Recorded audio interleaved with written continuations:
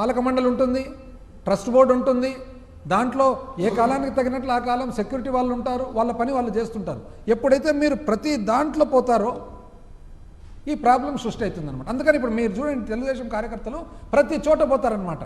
ఏమంటే ఇది మాది ప్రభుత్వం అని. ఎక్కడ నాకు తెలిసి ఏ పొలిటికల్ పార్టీ ఉండదు ఇట్లా. అంటే ప్రతి ఒక్కరి పనిలో మీరే పోతారు. రెవెన్యూ డిపార్ట్మెంట్ వాళ్ళ దగ్గర మీరే, తహసీల్దార్ ఆఫీస్లో మీ వాళ్ళే కూర్చుంటారు. టౌన్ ప్లానింగ్కి పోతే ఇప్పుడు ప్లాట్ లేదని ఎవరన్నా రియల్ ఎస్టేట్ వాళ్ళు ప్లాట్లు వేసుకోవాలంటే మీ వాళ్ళ పర్మిషన్ తీసుకోవాలా. పోలీస్ వాళ్ళు అయితే తలకాయ పట్టుకొని కూర్చున్నారు పాపం.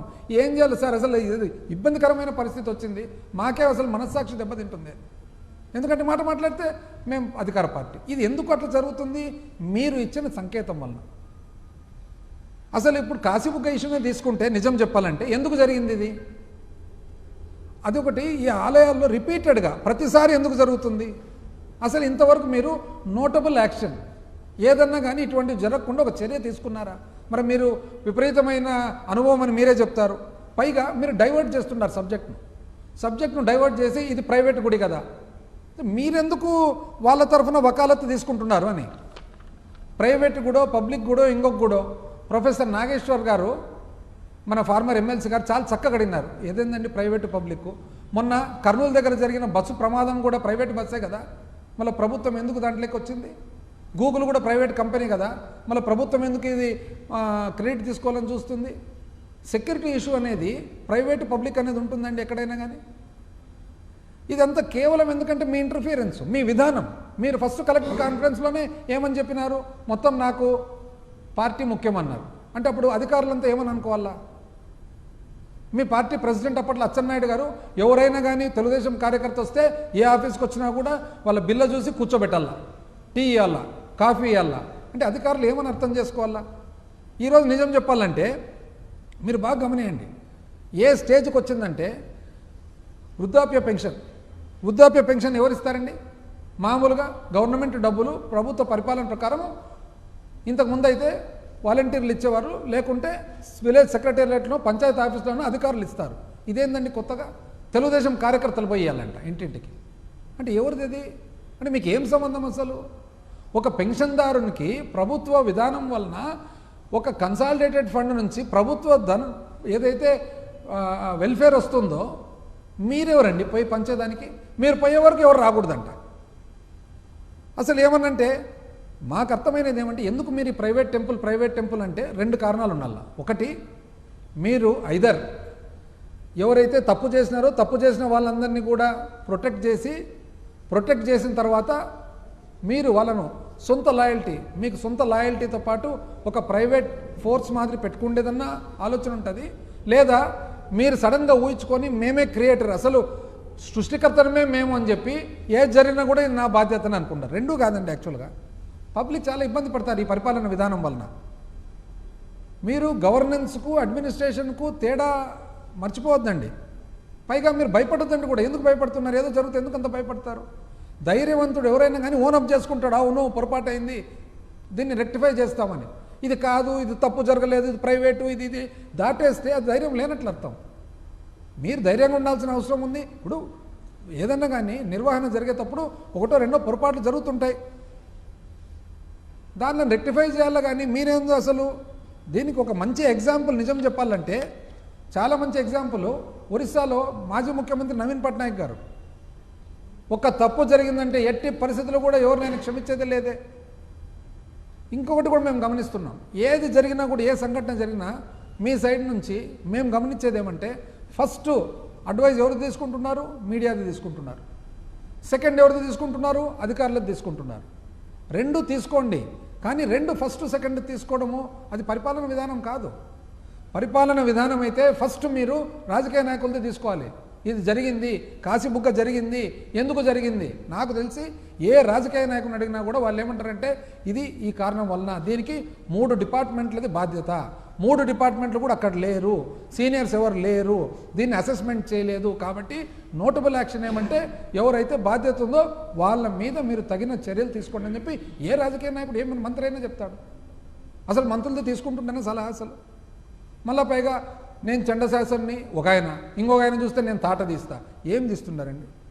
టీటీడీలో మీరు ఎంక్వైరీ కమిటీ వేసినారు కదా, 6 మంది చనిపోయినప్పుడు కమిటీ రిపోర్ట్ బయటికి పెట్టారండి ఇంతవరకు.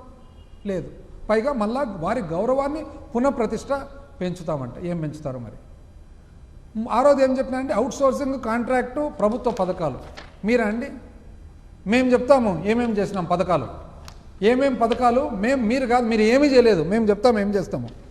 జగన్మోహన్ రెడ్డి గారు అప్పట్లో అంగన్వాడీ వర్కర్లకు 7,000 అయితే జీతాలు ఇస్తున్నారో దాన్ని 11,500 చేసిన మాట వాస్తవమా కాదా? దాని లబ్ధిదారులు ఎంతమంది? 47,476 మంది అంగన్వాడీ వర్కర్లు. మినీ అంగన్వాడీ సెంటర్లు 4,500 జీతం ఉండేది 7,000 చేస్తే లబ్ధిదారులు ఎంతమంది? 6,526 మంది. అంగన్వాడీ హెల్పర్లు 4,500 జీతం ఉండేది 7,000 చేస్తే లబ్ధిదారులు ఎంతమంది? 45,175 మంది. గ్రామ సంఘాలు, సహాయకులు, సంఘమిత్రాలు మరి వాళ్లకు 2,000 ఉండేది ఏకంగా 10,000 చేస్తే 28,152 మంది లబ్ధిదారులు. మున్సిపల్ పారిశుద్ధ్య కార్మికులు 12,000 జీతం 18,000 చేస్తే 28,568 మంది లబ్ధిదారులు. ఆశా వర్కర్లకు 3,000 జీతం ఇస్తుండేది జగన్మోహన్ రెడ్డి గారు 10,000 చేస్తే 41,416 మంది లబ్ధిదారులు. ప్రభుత్వ ఉద్యోగులందరికీ కూడా రెగ్యులర్ వాళ్లకు అయ్యారు. వెంటనే ప్రభుత్వం ప్రమాణ స్వీకారం చేసిన వెంటనే 27% అయ్యారు ఇచ్చినందువల్ల 3,94,929 మంది లబ్ధిదారులు. గిరిజన సంక్షేమ శాఖ కమ్యూనిటీ హెల్త్ వర్కర్లకు 400 జీతం ఇచ్చేది 4,000 చేస్తే 2,652 మంది లబ్ధిదారులు. హోంగార్డులు 18,000 జీతం వచ్చేది 21,300 చేస్తే 14,984 మంది లబ్ధిదారులు. పాఠశాల విద్యాశాఖలో కుక్క మెల్పర్లకు 1,000 రూపాయల జీతం ఉండేది 3,000 చేస్తే 84,833 మంది లబ్ధిదారులు. 108 సర్వీస్ 108 సర్వీసు 13,000 జీతం ఉంటే 28,000 చేస్తే 1,720 మంది లబ్ధిదారులు. మరి అదేవిధంగా పనిచేసే ఎమర్జెన్సీ మెడికల్ టెక్నీషియన్ 108లో 17,500 మంది రూపాయలు జీతం ఉండే 20,000 చేస్తే 17,020 మంది లబ్ధిదారులు. 104 డ్రైవర్లు 26,000 చేసి 705 మంది లబ్ధిదారులు. ఆసుపత్రుల్లో పారిశుద్ధ్య కార్మికులు 8,000 ఉండేది 16,000 డబుల్ చేస్తే 3,008 మంది 800 మంది 7,02,656 మంది అవుట్సోర్సింగ్ వాళ్ళు లబ్ధిదారులు. మీరా మేమా అండి చేసేది? ఇదే కాక అవుట్సోర్సింగ్ విషయానికి వస్తే 10,117 మందిని కాంట్రాక్ట్ ఉద్యోగులను, అవుట్సోర్సింగ్ కాదు కాంట్రాక్ట్ ఉద్యోగులను రెగ్యులరైజేషన్లో 10,117 మందిని అన్ని రకాల చట్టాలు, కోర్టు ఆర్డర్లు అన్నీ కూడా మరి అప్లై అయ్యే వాళ్ళను ఐడెంటిఫై చేసిన తర్వాత 3,400 మందికి అపాయింట్మెంట్లు కూడా ఇవ్వడం జరిగింది గత ప్రభుత్వంలో. బ్యాలెన్స్ వాళ్లకు అన్ని రెడీ చేసినాం, ఇంతవరకు ఇవ్వలేదు. ఎక్కడండి? ఎంత అన్యాయంగా! అసలు చెప్పుకోవాలంటే మీ మేనిఫెస్టోను మేము అమలు చేసినాం, ప్రజలు కూడా ఎంత అమాయకులు చూడండి. ఇంకా అప్పట్లో మేము అన్ని కరెక్ట్గా చేసుకుంటా ఆ కోవిడ్లో ఆ ఇబ్బందుల్లో చేస్తే అప్పుడు చూడండి ఆంధ్రజ్యోతి జీతం మోసం గురు, జీతం రివర్స్, ఉద్యోగులకు షాక్. అంటే ఇప్పుడు బాగుందా? ఉద్యోగులకు ఇప్పుడు స్వీట్గా హ్యాపీ దీపావళి, హ్యాపీ దీపావళి. అదేవిధంగా 14.29 ఫిట్మెంట్ అంటే ఇవనే వాళ్ళు సిఫార్సు, అదేదో ఆల్రెడీ అయిపోయినట్లు ఈనాడు మోసం గురు. అసలు ఎంప్లాయ్మెంట్ క్రియేషన్ అండి ఆ టైంలో జగన్మోహన్ రెడ్డి గారు ముఖ్యమంత్రిగా ఉండగా ఎంతమందికి అసలు నిరుద్యోగులకు ఉద్యోగాలు ఇచ్చినది? టోటల్గా చూసినట్లయితే అగ్రికల్చర్ అండ్ కోఆపరేషను 175 మంది, యానిమల్ హస్బెండరీ డైరీ డెవలప్మెంట్ 372 మంది. అదేవిధంగా చూసుకుంటూ అట్లా గ్రామ సచివాలయాలు అన్నీ చూసుకుంటూ పోతే టోటల్గా 1,02,472 ఒక్క ప్రైవేట్ ఉద్యోగాలు మెగా, లార్జ్ అండ్ మెగా పెద్ద పరిశ్రమల్లోనే అన్నీ వచ్చినాయి. ఎంఎస్ఎంఈలు ప్రైవేటు చిన్న తరహా పరిశ్రమల్లో 3,94,279 ఉద్యోగాలు, 23,65,675 ఉద్యోగాలు ఒక ప్రైవేట్ రంగంలోనే.